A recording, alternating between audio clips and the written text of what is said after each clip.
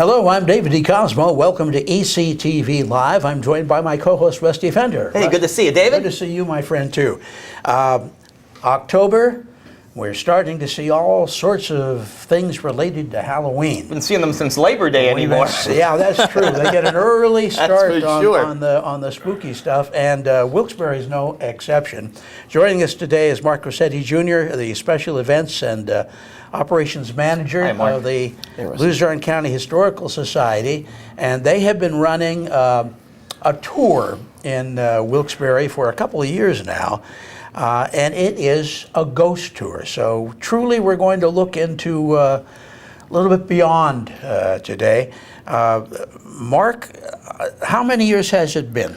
Well, this is my 11th year with the Society, and we've been doing it as long as I've been here, so at least 11, 12 years. And this is one of the biggest attractions. Yes. You have, and now it's a walking tour, is that right? It's a 2-hour, 2-mile walking tour through downtown Wilkes-Barre, and this is consistently our third largest event we do every year. Wow. And you couldn't have picked a better topic. Just look at cable television.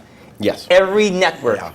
Ghost finders, ghost hunters, ghost adventurers, everything paranormal. This is the hottest topic for the last 15 years, and it's going to continue on for at least that many more. Yeah. Now, and correct me if I'm wrong, but you are not, those people that do the research in the Society, you are not making up stories to present. These are based, so you get your history in there as well. Yes.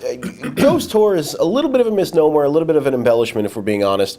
They are all true stories, the bulk of which are true crime, murders, mafia doings, that sort of thing. There are some ghost stories, there are some legends, but they have been documented over numbers and numbers of years through the local colleges. A lot of the buildings are college dorms now, Wilkes, Kings. Through local lore, so there is a paper trail. A lot of the lower published ones too that people would have to dig to get, which makes it even more interesting. There is a paper trail for everything on the tour. Yeah, and I gather if it's a 2-hour tour, you're no shortage of stories. Oh no, there's a couple dozen, and they range all the way from a man who believed his wife was cheating on him, and so he went into the Bicentennial Building, used to be a bakery, shot her in broad daylight, all the way to where the Hotel Sterling used to be. There are the newspaper reports. A young man was actually an elevator boy in the teens before you need an operator for the elevators, and unfortunately the elevator got stuck. He was sort of halfway in, halfway out, trying to see what the problem was. It became unstuck. It went up and decapitated him. And his head actually jammed the elevator apparatus for several hours. And the newspaper reports state, because, of course, the Sterling at that time wasn't for people like us. It was for the very wealthy. That's right. And they were very annoyed that, let's get this body out of the way. I need to go to my upper floors, and this is an unnecessary delay. People never change. No, they really don't. No, but I took that tour, I guess it was 2 years ago now. And I must admit, first of all, it is an evening tour. Yes. It's a walking tour. Yeah, and the fact that it's in the evening, let's face it, that adds to the ambiance of the supernatural kind of stories. And it's very, very impressive. As you say, buildings have changed. Yes. Some have actually, well, of course, the Sterling has gone completely. There's strictly a lot there. That was a crime in itself right there, how that was allowed to, that's a whole different show. Yeah, we could do a very long show about that. It's unbelievable when I look at that parking lot. Unbelievable. Well, off topic very slightly here, but when you stop to think about it, I look back and I think in Luzerne County, well, you branch into Lackawanna as well. There's only one of the old hotels still standing, and that's the Altamont in Hazelton. Right. Yes. Which is not a hotel anymore. As a matter of fact, I'm not sure how it's being used, if it's being used right now. I think that's a halfway house it now was, at the but corner. It was, but I believe that has really, now that gone. too. Yeah. Mm-hmm. So you've lost, obviously, the Casey up here in Scranton. Right. And I suspect if you wanted to do some ghost stories up here, that the old Casey site would have been a lot up there. prime. And the German right across the street, the hotel, which is now luxury apartments. It's it's almost as though, and I don't want to take away from the Wilkes-Barre tour. We'll get into more about it in some of the stories. But it's almost as though if you took a bus and went from Carbon County into Luzerne and into Lackawanna and spent a day or 2 days, you could do a ghost tour that would curl your hair. And let's face it, this area, for a lot of the younger viewers, this was like the wild, wild west. Oh, yes. There were two things that powered this area, the railroads and the mines. And there were some rough characters. You couldn't walk through Pittston Junction, where the confluence of all the railroads came, without a gun back in those days, they say. Exactly. And even before even the mines took off during the Revolution, we literally were the revolutionary frontier. We were the end of the line. West of us, there wasn't very much. It was just a few scattered forts. The Wyoming Massacre. Exactly. Right. Exactly. Yeah. Exactly. So there's plenty of haunted tales throughout. Or my mind goes right now to, let me think if it's still Carbon County. I'm not sure if it goes into Luzerne or not. Buck Mountain between Weatherly and Freeland is the Stone Couch. Yep. It is a stone formation that looks exactly like a sofa, and there is a legend, a couple different legends. One, if you sit on it once, you have bad luck. If you sit on it a second time, you're actually in an accident. Sit on it a third time, you die. And I've actually confirmed the fact that whether it's 1, 2, or 3 times, if you sit on that couch, you will die. It doesn't say when. So. So that part has to be true. So the lore is correct. Yes, that lore is correct. That lore is correct. I'm not sure, are there any specific spots in Wilkes-Barre that have, above and beyond the story, something physically you can touch, something you can see that goes into this storyline? Yeah, because South Franklin was kind of like, that was the ground zero for the living of the affluent. And as you said, unfortunately, a lot of the buildings with, Bryceth Hall now, for Wilkes, a lot of buildings have been raised over the past 30 or 40 years. It's good that some still exist. Yeah. There's not a lot of physical items, physical artifacts that have the superstition still attached to them. But the interesting thing, both on Franklin, there's a couple of them on Franklin, and then on Market and River, which we hit all 3 of those, is you don't realize just how many old and now abandoned cemeteries there were in the city. Oh. Because it's hard to imagine for us, but Wilkes-Barre was a very small city when it began. The original boundaries of Wilkes-Barre when it was laid out was River Street, Canal Street, which is now Pennsylvania Avenue, and then North Street and South Street.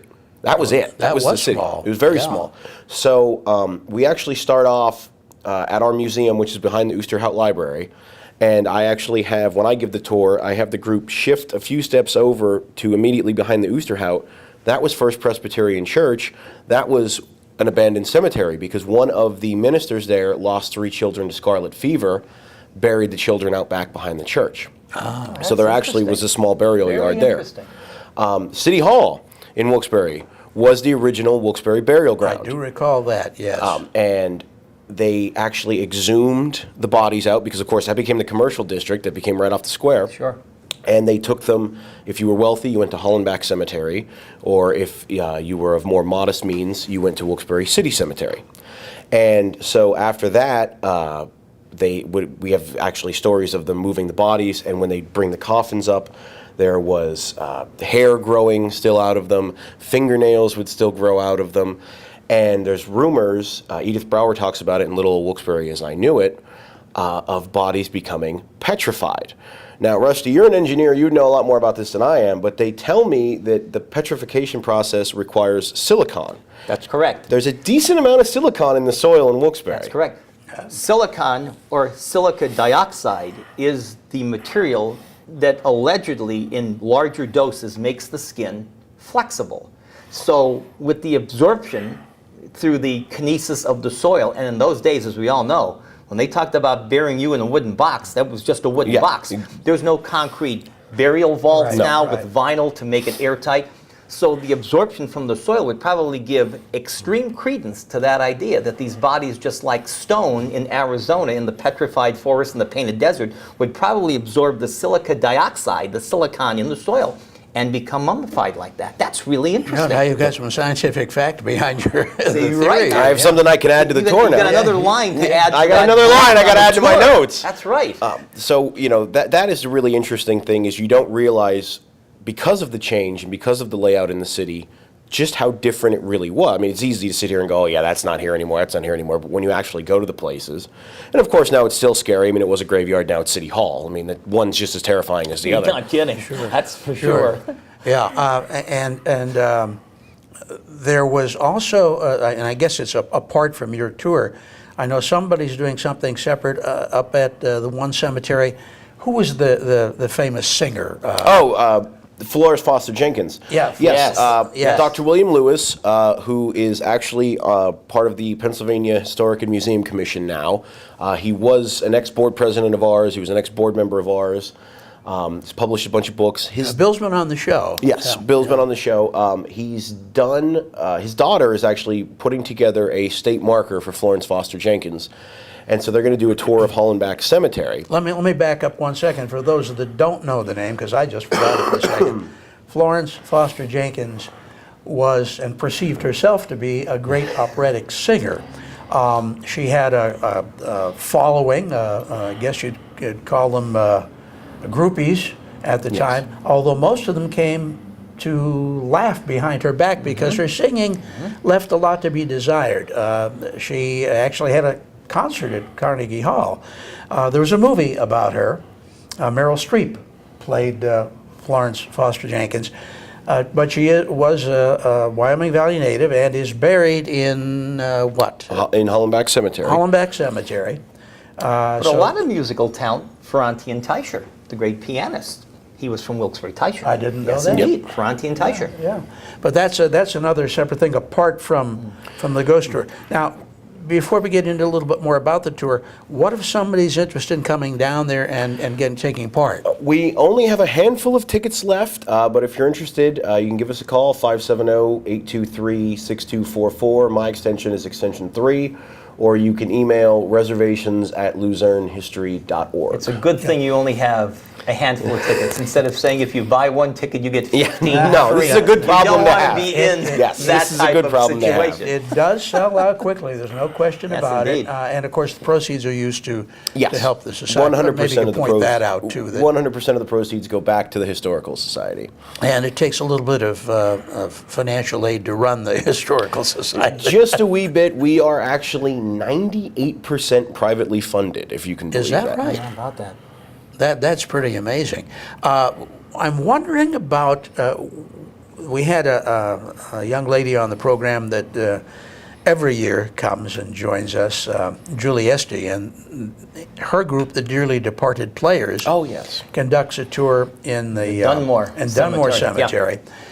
That's not a ghostly tour. They do actual historical research into various people, and they reenact what happens. But they too get tremendous crowds for these things, showing again, Rusty, you pointed out the interest that's in the paranormal, whether you're a believer or not. And you tie that in now with the big interest in genealogy. Yes, so I yes, think it's a yes. marriage now of both of those genres. You're right. People look back and they say, well, now I can trace my heritage That's back right. to those people. I can really see this. How many actual tours do you conduct at this time? We have 6 of the ghost tours scheduled, but we take about 60 people on each. Yeah.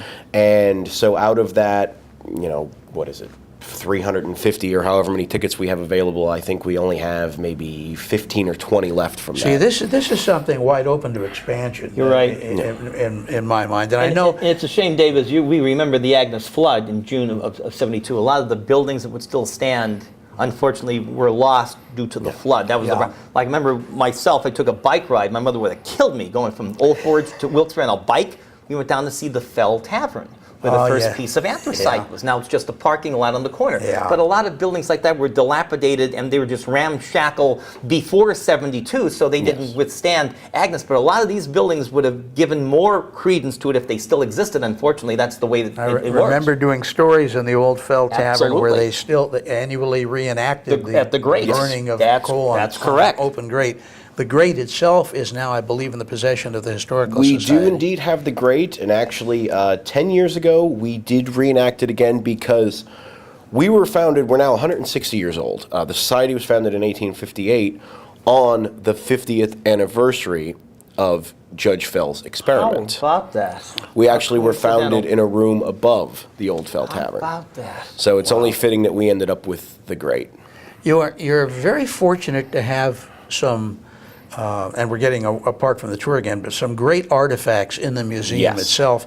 So many that you've really got to vary your display quite often. I don't know what is featured at this particular time. We try to rotate exhibits twice a year because we have 3 galleries in our museum. We actually have 5 sites. We have a research library, mostly for genealogy. I see. We have a museum building. We have the Swetland Homestead and the Nathan Dennison House, which are 2 period houses. And then we have a rental property as well. So in the museum, we have 3 main galleries. Our Native Americans in the Wyoming Valley exhibit is permanent. So that is up all the time. And we just, about 18 months ago, we completely revamped that. So that is always open. And then our 2 other galleries, we try to rotate. And so downstairs, we actually have Let's Go Shopping, we call it. It's about all the downtown Wilkes-Barre stores, which is very interesting because Wilkes-Barre itself, the city limits, it's only about 7 square miles. At one point, there was almost 100 stores that considered themselves department stores. Wow. I mean, how far we've come. So it's all about those. And then upstairs, we just opened after Labor Day. It's the 240th anniversary of the Battle of Wyoming. So we have an exhibit on there, mostly based off of the survivor accounts that we have. Mm-hmm. And so lucky to have, as you mentioned, the Swetland and the Dennison House within a half mile of each other. Yes. Both up to the 2nd floor of water during the flood. 2 more historic places that could have been lost to Agnes. Yeah, we were very, very lucky with that, and we're very, very lucky. We have just set up an endowment for the Swetland House through a generous patron who passed away, left us in his estate.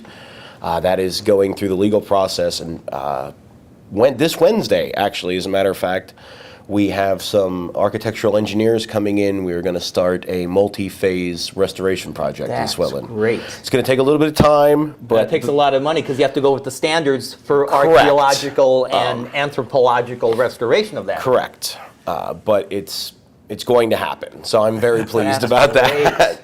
Great news. Back to the ghost tours. Who does the research to come up with all the storylines that you're presenting? The bulk of it actually is Dr. Lewis, who is doing the Hollenbach tour as well. He went to Wilkes, and he heard a lot of the ghost stories originally when he was a student at Wilkes, and then he just over the course of time has put more and more stories together, and every time, if something comes up, he likes to do research and see if he could tie it in. I know he's done a lot with you on the Titanic. Yes. So when he was doing the research for that book, he actually has a line in there about where the survivors are buried in the city. We talk a little bit about Florence Foster Jenkins because of the movie and because she actually was born on Franklin Street. So we just, sort of a mention, and then we actually play a clip of her singing. Because if you saw the movie, Meryl Streep is a great actress, but she can sing. And even though she was trying to make herself sound like she couldn't sing, she was better than. She's a million times better than Hope that clip is the last thing in the film. It'll clear the house. I have pretty severe hearing loss, and it's still painful to me. So if you've ever listened, just go on YouTube. It's on YouTube, but don't wear headphones. That's the best piece of advice I can give you. She recorded on RCA, I believe? Yes. Yeah. And we actually have a copy of her album. 78 RPM. Yes. 78, black label with the dog and the... Yes. Absolutely. His master's voice. Nipper, his master's voice. Nipper. That's right. When I was on the tour, and I don't remember which of the sites we were at, someone offered something from the audience that, yes, they had been there and they had heard something. Do you get feedback like this? Oh, yes. And sometimes it actually gets worked into the tour. You're talking about supernatural feedback? Yes. Someone in my group pretty had, interesting. we were given this story about a particular place we were at. And someone in the group had, I guess it was another Wilkes property. Really? They had been a student, and they remembered hearing something there. And I believe it has something to do with music. And Now it's interactive. One more line in you. It's an interactive tour. It's off of Northampton Street, and the name of the actual dormitory escapes me at the moment. But it looks like a double block house. And the students there would complain every Sunday morning they'd be woken up by singing. That was it, And yeah. they're like, who is this singing? You know, because I'm just as guilty. Sunday morning when you're in college, generally you're hurting from the night before, if you know what I mean. And here they did the research, and it used to be a church, and the choir used to practice at 9 o'clock in the morning. I can't think of the name of the dorm. It's still a dorm. But now this is a building that Yes. was an original building. It's not a new dorm. Am I No, right? it's original. It's an original building. The church no longer stands, Right. but the building itself is older. It's got like the corner towers. Yes. Yes. Yeah. I can't think of the name of And that the building dorm. the building would be very old, even though it's not a church definitely. anymore. Right, Definitely. yes. And even going on this, because a lot of Wilkes students find out that, you know, the tour goes across Wilkes campus, so they go on it. And even to this day, there are still reports of that happening. Sunday morning, you're going to hear choir practice, even right up until now. St. Stephen's Church is one of the lost burial grounds that we talk about. One year we were doing, St. Stephen's is like the third stop on the tour. We were out front doing our little spiel. Some people from the church come out and say, hey, can we follow you around? And this was before the tour had really got massive, so we're like, oh yeah, it'll make it look bigger, you know, sure, come on. Absolutely. And they go through it, and at the end they said, come back to the church, you know, we have some cookies and things, and we'll go. Well, when we're at St. Stephen's, we talk about how they used to unearth, you know, coffins and things, because when they do restoration, they said, here, look, we're expanding our basement here. They had actually found some human remains and things. Oh, gee. And this was, you know, 8, 9, 10 years ago. Still, when you excavate, because they haven't moved all the bodies yet, because unfortunately they weren't all marked, or they weren't marked well. Or Sure. Wow. Yeah, as you say, you get any kind of feedback like that, it's going to add to Yes. the- Ah, you bet. That's priceless. That is great to hear. I do want to mention, too, because as our time goes a little shorter, that the ghost tours were a big highlight, and there are still a few tickets available. How much are they, by the way, for those that... they are $7 for members of the Historical Society, $10 for non-members. So a very, very reasonable tour. But you do have some other events that are coming up, so perhaps we take a couple of minutes just to talk about those? The following weekend, which I believe is the 26th and 27th, I think it is, Friday and Saturday, we are going to do Colonial Superstitions and Witchcraft at the Nathan Dennison House. Now, this is a little bit different. It is all true research, but it is period research. So if you go to the Nathan Dennison House for those 2 days, you will actually learn the ghost stories and the lore and the superstitions that were basically that terrified everyone in the 1790s. And there would have been a lot more at that time. There would have been a lot more, and some of them are more classic, like I'll Be the Headless Horseman for 2 days, The Legend of Sleepy Hollow, that was a period story. You're actually going to learn about the story of Jack and the Devil, which is where we get jack-o'-lanterns from. That comes out of it. You will learn about different herbal mixtures, colonial herbal mixtures that they thought were witchcraft. We'll talk about the state of alchemy, you know, turning lead into gold. That was a big thing. You know, everybody said alchemists were warlocks. So that is going to be there. It's not what you go through the house. It's at night, and the fun thing is the Dennison House does not have any electricity, so it's all by candlelight. Yeah. The atmosphere is very good, and you're going to learn all about. They didn't call it Halloween then, but all about All Souls and All Hallows Eve in roughly 1790, 1795. That's a very interesting period. I had the opportunity to visit Salem a few years back and got, rather than all the tarot card reading and such like that, took the actual tour. Yeah. And it's amazing, the foundation still exists. Absolutely. From the home where all of this started. The cemeteries are still there, and well, next to the church that gives you the with the statues on top. Yeah, there's actually a monument area outside of Salem itself because they don't know where the quote witches were buried. That's right. Because they weren't given an exactly actual right. Christian burial. What surprised me more than anything else was that out of the Salem witch trials came a basic American point of justice. After these young ladies accused everybody of being witches, they made the mistake of accusing the governor's wife, at which point he instituted a new edict: from henceforth you shall be innocent until proven guilty. So Salem again, is an incredible place to go. Yeah, it really is. Steeped in history. So is Wilkes-Barre. Absolutely. When you Yes. stop to think Absolutely. about Yes. all these stories that blend in with our history, because, as I say, you get the history out of it as well. You get the stories out of it, which are, you can be impressed with, or maybe you can laugh your head off at them. But they're there, and they're part of the lore, and they're part of the history. There really is a lot in common. I was actually lucky enough, I went to school in Massachusetts at Endicott College, which is in Beverly, Massachusetts.